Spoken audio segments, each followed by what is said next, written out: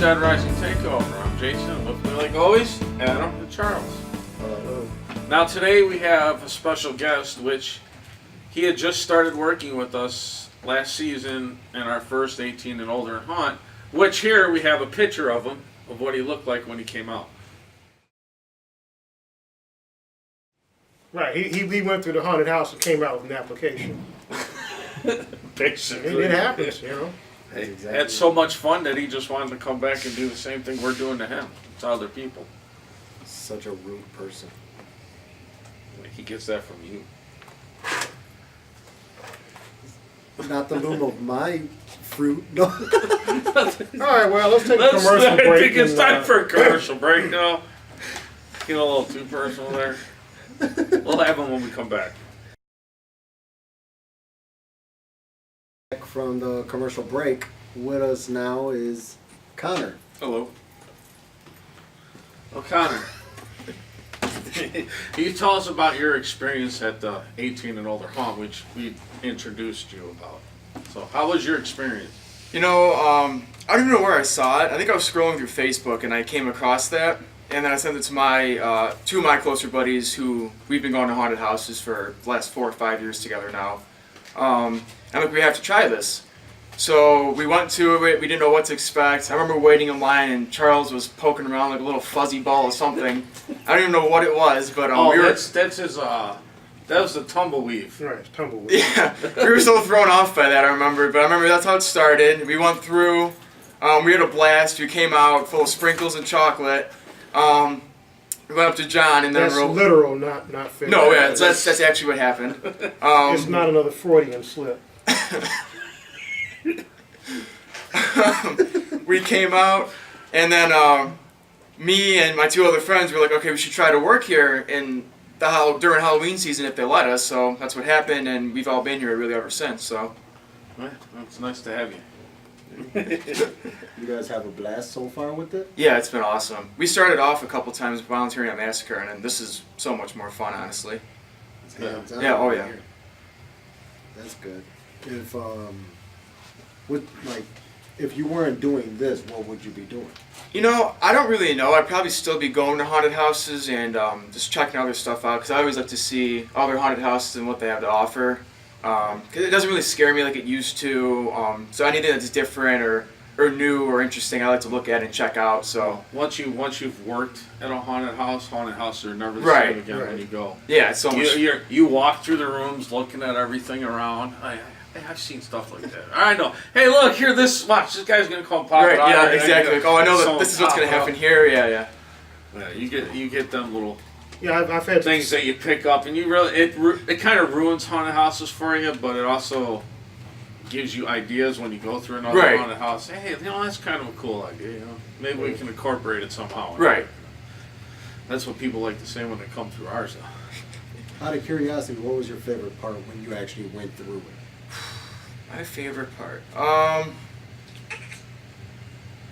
You know what? The funniest part was actually probably in the clown room, because they took Tall Mike, all of you, right? Yeah. Okay, so that box, I think, is it over there still, that box that it's like a chest? Yeah, we still have that. Yeah, they jammed him in that box, and I remember they took him, they pushed him out, like out that door. We don't know where he went, because at the time I didn't know that led to the parking lot. Yeah. So we saw him push him out.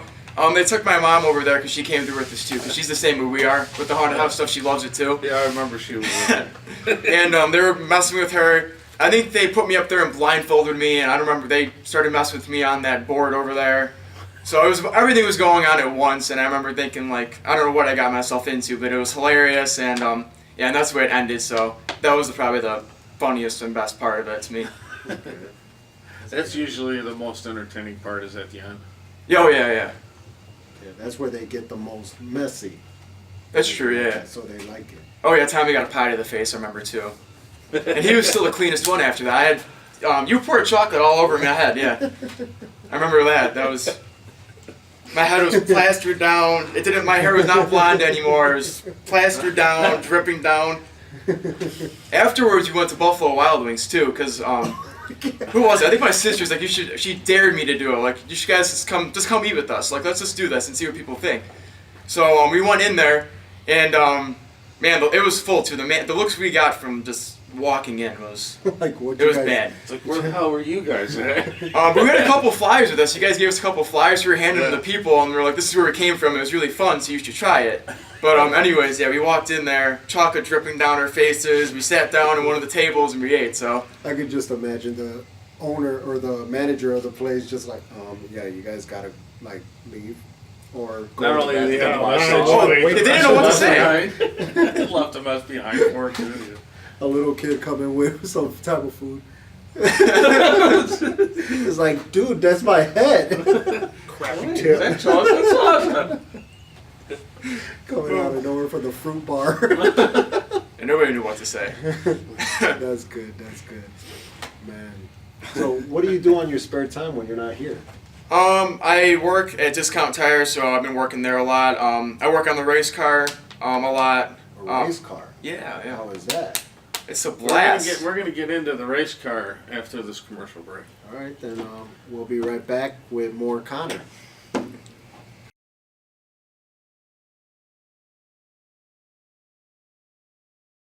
Welcome back from this commercial break. We're back here with Connor. So Connor, before the commercial break, you mentioned that you do race car driving. So now, what kind of cars do you race? So I race half-scale NASCAR race cars. So it's the same style of stock car as a NASCAR race car, but half the size, with the same adjustments, and something that's more safer for people of all ages. They're called Super Cups or Mini Cups, but I usually like to refer to them as half-scale NASCAR, so you get that image inside your head. You get an understanding. Yeah, that's basically what it is. It's just It's like mini NASCAR. basically, yeah. Just so you all know exactly what we're talking about, there'll be a picture right here.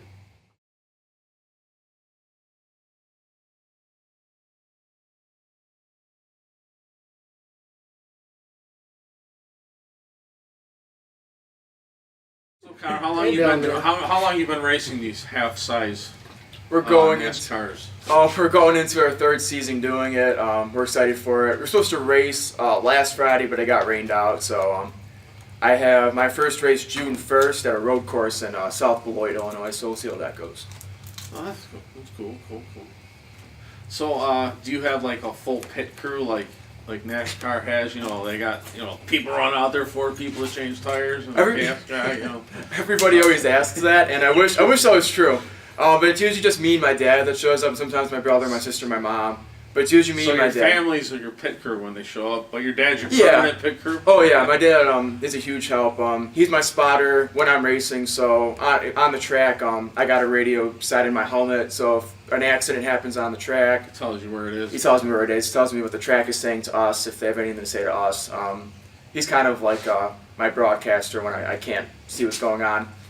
But yeah, he's been very helpful.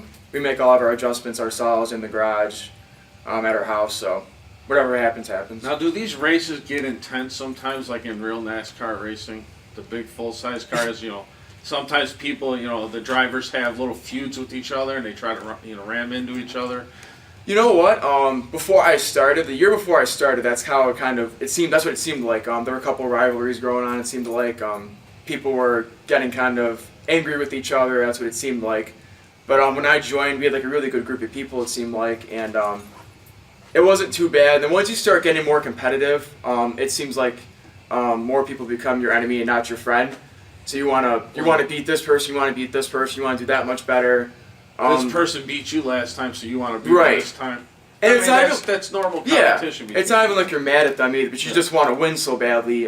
Sometimes the littlest things make you so frustrated if you can't get past them or whatever, even if they're your closest friend. It's just how it is. Has anybody gotten out of their car and come running after you because they were pissed off because you beat them or something? You know what? Yeah, my first year racing, you would think it's kids my age too that are getting angry too. It's adults that are 40, 50 years old too. I cut some guy off. It was one of the biggest races we had all year. It was at the last race of the season. We had 20-something cars. There's a lot of people. So I hit him going into turn 1 because my dad, I wasn't looking in my mirrors on the sides, so my dad didn't tell me he was there. So I didn't know he was there. So I ran into him. It wasn't anything bad. It was just a hit. You can feel that we hit. It's just a blind spot that you actually Right. hit him. So I hit him. And we got through that race. It was a heat race too. So it was the race before. The actual race was only like 8 laps or something. Positioning race, right? Yeah. It was only like 8 laps or something. So Afterwards, though, we roll out into the pits, and some guy comes running to my car. And I'm like, who the hell is this guy? Because I didn't know him before this, because it's the first time I've raced with this guy. So he comes running to my car. He's like, what were you doing out there? I'm like, what are you talking about? He's like, you're the one who like cut me off and you hit me. I'm like, oh, sorry about that. I didn't see you. Whatever. And he was getting mad. He's like, well, you messed up my toe in my car. And the toe's like, when the wheels are like this or this. So he's like, you messed that up. And my car is not driving right now. You really got to be paying attention. And then he started blaming my dad. Like, if it's your spotter, then you should. This is really his problem then too. So it got really like annoying, but it was whatever. We raced. Life went on. So. Do you still race against that guy? No, he was part of another series, and I haven't really seen him since. So. Yeah. Well. Hey, guess what? You're still there. He's not. Right. So how'd you get into mechanical stuff? I've always liked NASCAR and racing. I never really knew much about cars before I started this. Actually, I barely knew how to turn a wrench, actually. So this has been a great learning experience for me. But ever since I've done this, I've been researching more and more about certain things, how to make this better, how to make that better. Like I said, I do a lot of the setup stuff. Like little things like staggering the tires for circle tracks is huge, figuring air pressures, the gear ratios. I like to sit around and think about that. So it's little things like that I like to learn and figure out.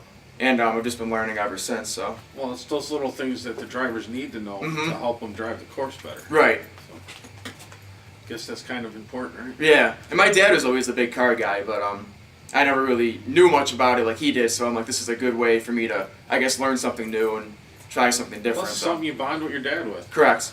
Yeah. So just like I bond with my dad with the haunted house. Right. Just, I mean, Your own little activity. It's not a race car, you know. It's creepy you know, stuff and you throw shit at people and yell at people. But I know, I said that's it's kind still of a bonding experience. Yeah, it's kind of a common thread. You know, I grew up watching my father. Like we didn't have a plumber or an electrician. You know, we very rarely had. There are a few things he didn't do, but that's why I grew up watching him. You know, do everything under the sun around the house, and you actually could work on cars back then too. Right. And it was just that's Yeah, what I cars saw. were basic and simple back then. Yeah, no. Right. Now it's all complicated with computers everywhere. You used to be able to take a car, you know, hey, you could change the part on the car and it's ready to go. Now you change a part on the car, you got to reprogram a computer to get it to work right. Yeah, it's just too many computers. Period. It's just technology just gone, you know, too far. I was hearing this thing about all this self-driving stuff, and you keep hearing about these self-driving trucks. They've already got self-driving planes. I would not get into a plane without a pilot. Well, I mean, just I'm sorry, because something can go wrong with an electrical system's computers. the computer's flying just about every plane now. But you think about But all the stuff you you're need doing. a pilot there just in case something goes wrong. Right. Man. And that's the thing. It's like, oh, we're going to have all these self-driving trucks. Like, how many of you all have ever driven a semi-truck? And how many of you ever driven in traffic With a semi-truck. with a semi-truck? I mean, I'm just trying to wrap my head around all the coding to do everything you're doing to basically drive the truck with a manual transmission. And I'm like, I don't want to write that code and have this crash and burn. Nowadays, they're making everything self-driven. They're making everything self-driven. I'm waiting for them to make a motorcycle self-driven. That's That's been kind of an pointless. issue too because of just keeping it upright.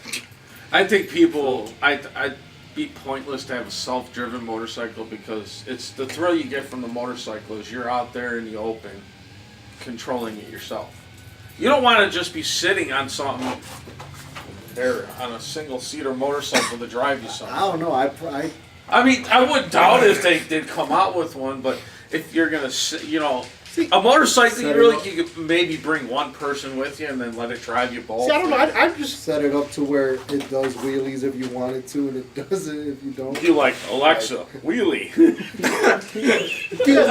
see that's for me. I don't know. Maybe I'm just too concerned. That's the only endorsement I don't have because I failed a writing test. I'm just like, do I want to go back and take that again or not or what? I'm just like, That would actually scare the shit out of me. If I can set it to make wheelies and everything, I'm like. You know, alive for dear life. Honestly, I think a motorcycle is actually harder to drive than a semi truck. I believe it. Yeah, I guess. I mean, it's just you know, I there's don't so know about much. You never There's driven so much either one, have rapid I've pace driven stuff you have a to do. motorcycle. you? A You never driven a semi-truck. semi. Me being so small, a semi-truck, I'll be. No, That's not even the hard part of driving. you would actually I be fine. cannot wear the seatbelt because I have to get up with every single freaking turn I make. No, because you have Semis don't 20-inch have wheel. big, humongous wheels. They have a standard 20-inch wheels. standard wheel on there. Like it a looks car. pretty damn humongous to me. No, it's a Well, that's 20-inch just wheel. because you're tiny. Exactly. I have to get up with every single turn. No, I mean the wheel is adjustable, the seat is adjustable. You'll be fine. Well, The gear we'll shift. be right back after this commercial break.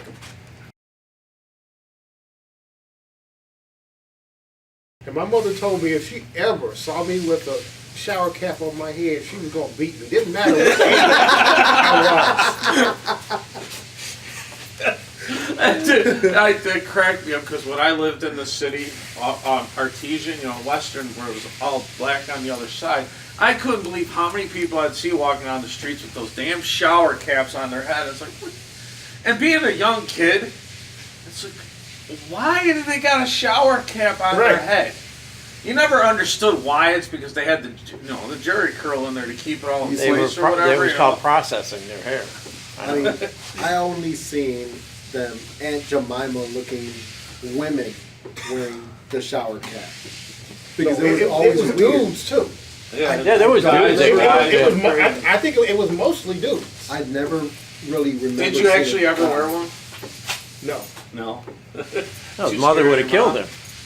No, it's like I just had the same hair forever. It's just like okay, it's just what it does. No, I remember when I Zit. was younger, when my grandfather actually had hair. Maybe this is what we should be shooting. We are. We have been. Oh, okay. Somebody told me. It's just we didn't do a lead back into this, but we'll put an ending to it. I remember when I was younger, when my grandfather had hair, he would actually comb his hair back, and I wanted to be like that. So I had hair. I would literally put so much gel in my hair, everybody would say it looked like a cow licked my head. Because my hair was like just slick back. And all glossy and shiny. Yeah, it looked like as if like. When we I don't first know if met you- him, he looked like that. Huh? When we first met you, you looked like that. Yeah, with shiny, slick back hair. Yeah, I thought he was Like, cool. He did the walk and everything. Like if you guys Yeah. remember, Could bounce rocks off Mrs. it. Doubtfire. Like, You remember the movie Mrs. Doubtfire? yeah. I've never seen the movie, but no. Okay, Go on. well, there's a part where Robin Williams is getting made up into Mrs. Doubtfire, and they put this thing that like pulls his whole face back, and I look like that where he goes, "I'm ready for my close-up, Mrs. DeVille." I'm like, oh yes. But that's 2 whole decades that we look back on and go, that wasn't okay, and it's not coming. No. Nope, I have not seen anybody with slick back hair I have. but one person. I've seen people. with some I mean, there's some people that are. I don't stuck think back there, the but whole shower cap thing will come back. No. I haven't seen that come back yet. Shower cap, But slick hair has polyester. come back and has gone away and has come back again. so- avocado green, What? some of those other colors, that stuff's not ever coming back. Disco. I don't know. I have to beg to differ on that. I think disco will come back. I think Disco it will never come back. dies. Because bell bottom pants are coming back. They've come and gone They've a come few back a couple times times already. though. True. I Just think- like skinny I'm- jeans have come and Yeah. gone too. Yeah. Shit, they even had skinny jeans when I was a kid. I'm But we waiting didn't call for them skinny overalls to jeans. come back. Same Overalls difference. have come back and gone away. They just didn't last as long as they did in the 90s. Overalls were big in the 90s. Polyester, waiting I for bet them you to that come won't back. come back. And macrame, that's not coming back either. I would love for overalls to come back, and I'm bringing turtlenecks back. Yeah, those things need to die too. They're worse than disco. I never liked turtlenecks, right? I'm bringing turtlenecks back They're a good Then business. why don't you wear a turtleneck and overalls? I will. Okay, we'll buy some freaking overalls and bring them I back. gotta find some. It's got to be some obscure brand too. Like a fashion statement. Right. I'll wear overalls with a turtleneck. Say Well, I go won't. buy I some. won't. Go And I'll- shopping in a kid's store. I'm sure and they I'll got. have my hat on like this. I would not. Why not there? Get a beret or something. I you would know? not talk to you anymore. I would have to disown you. I'd still come to your house. I'll be like, "Hey, Jay." It's got to be some overalls with like 3 straps or something like that, or something. A 6-point harness or some crap, And to really pull it off, roll up one leg 6 times up to the knee. Right, or some cutoffs or something like that. One leg's full and one's short. That's so you can ride your bike so your chain you don't get hooked up in the chain. Turn around, back, the whole back But is see, missing. you know what? You know what? Overalls is a good idea to bring back. You know why? People stop walking around with their fucking pants down their ass. That's true. True. They wouldn't. Oh wow, overalls are in. Well, something to hold your pants up now. No, because think about it, they're adjustable. What's going to happen?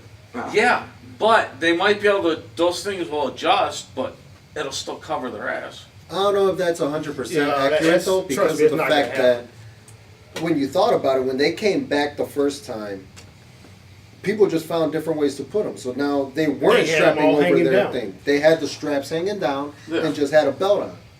So like, you never know. You They know could it's still possible to hang have a it down belt over on their there, ass your with pants around your ankles. Yeah. But see, if they do that, they might start tripping on them. If they drop them down below their ass and have them hang, No, have they- the straps hanging on the They side, haven't, might they haven't trip on tripped them. in all these years, so it's not going to start all of a sudden. Yeah, but they haven't done the overalls with the straps hanging down with your pants down your ass. No, they hook them up to the chest part. They're just not on there. They're like regular pants. They don't. Freaking That's what I thing. mean. And then they start. And then if they start wearing their pants down their ass cheek like they do now, the straps that you hook up like that are gonna be dragging on the But ground, and they're your gonna be tripping pants are on. already around your ankles. How could you not trip on that? I mean, that takes I know, skill. but I'm talking about if you add a strap into the mix, they're gonna It's trip a over the mindset strap. skill. I don't know. Only special people can do it. Right. Mentally special people. So what Gotta- we're calling them these days, mentally special. Yeah, I need to go to the store and buy a belt. No, you need to go to the store and buy overalls and bring them back. Oh, I will. I will. Okay. Best believe. It's got to be You some heard obscure that. brand too. I will. Overalls and turtleneck and a Bring beret. overalls. Overalls, a Overall. turtleneck. Overall. I'll bring Overalls. overall and turtlenecks with a beret back. It's got to be a turtleneck wife beater. Yeah, And yeah, overalls. you gotta have the wife beater on underneath the overall. No, it's got to be a turtleneck wife beater, not a wife beater and a turtleneck. I've never seen that. I've never seen it either. I mean, you're starting a fashion statement, so why not go all the way? So take the over. No, dude, you You take have the to put the turtleneck and wife cut the beater sleeves over off. Right. No sleeves, it's up to here, and then you've got on the overalls. I have no idea why I am thinking of doing that. We don't either. Well, dude, I don't wanna You're know why partially you're there, gonna dude. do We it. can cut the sleeves off your turtleneck here. When you be halfway there, you just have to get some overalls.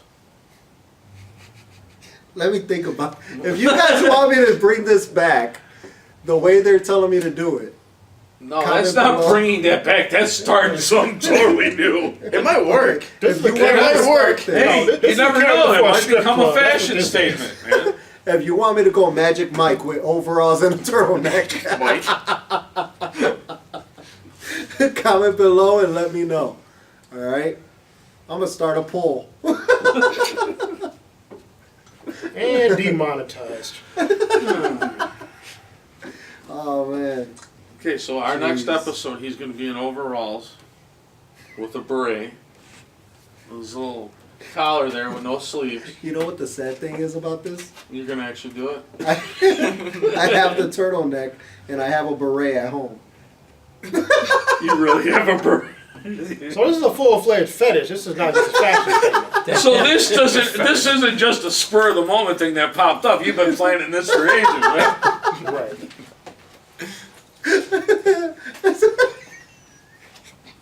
Here, use your fedora with it.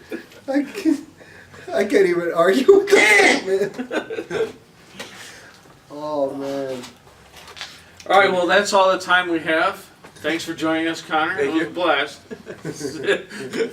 Like, subscribe, and share, and we'll see you all soon.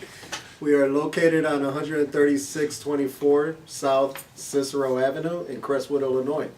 So come back and visit us When we're open. when we're open.